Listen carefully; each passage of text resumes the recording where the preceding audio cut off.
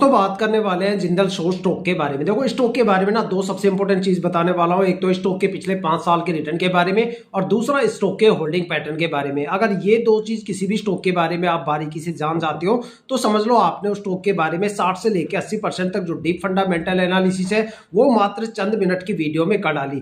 देखो किसी भी स्टॉक के पिछले 5 साल के रिटर्न से आपको एक पैटर्न देखने को मिलता है। एक यहाँ पे अंदाजा आपको देखने को मिल जाता है कि भाई वो स्टॉक शॉर्ट टर्म में ज्यादा प्रॉफिटेबल रहेगा या फिर वो स्टॉक लॉन्ग टर्म में ज्यादा प्रॉफिटेबल रहेगा, या फिर ऐसे कौन कौन से टाइम ड्यूरेशन है जहां पे आपको स्टॉक में भर भर के गिरावट देखने को मिल सकती है या मैक्सिमम उस स्टॉक से आपको कितना ज्यादा रिटर्न देखने को मिल सकता है। दूसरा यहाँ पे स्टॉक के होल्डिंग पैटर्न के बारे में।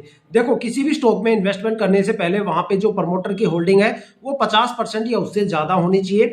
अगर किसी भी स्टॉक में प्रमोटर की होल्डिंग 50% या उससे कम हो जाती है तो समझ लो कि भाई वहां पे प्रमोटर अपनी होल्डिंग को जल्दी से रिलीज करने की कोशिश कर रहे हैं। वहां पे स्टॉक में स्ट्रेस लेवल बढ़ जाते हैं और स्टॉक के रिटर्न काफी ज्यादा गिर जाते हैं। लेकिन अगर किसी भी स्टॉक में प्रमोटर की होल्डिंग 70, 80, 90% या इससे ज्यादा होती है तो वो स्टॉक या तो मल्टीबैगर बन जाता है या फिर वो स्टॉक लंबे टाइम तक एक अच्छा खासा रिटर्न आपको देता है।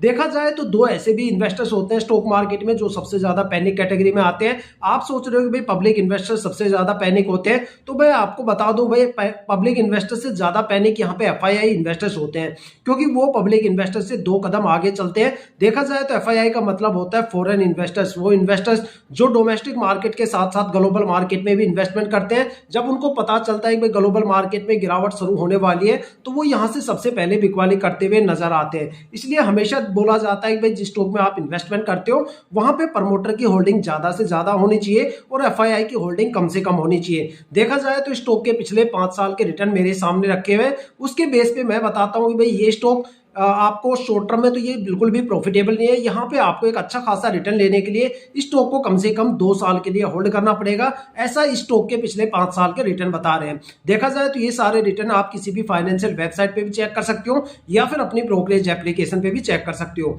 देखा जाए तो स्टॉक ने 5 साल में 410% के करीब एक अच्छा खासा रिटर्न दिया है। 4 साल में स्टॉक ने 509% का रिटर्न दिया है और 3 साल में स्टॉक ने 360% के करीब रिटर्न दिया है।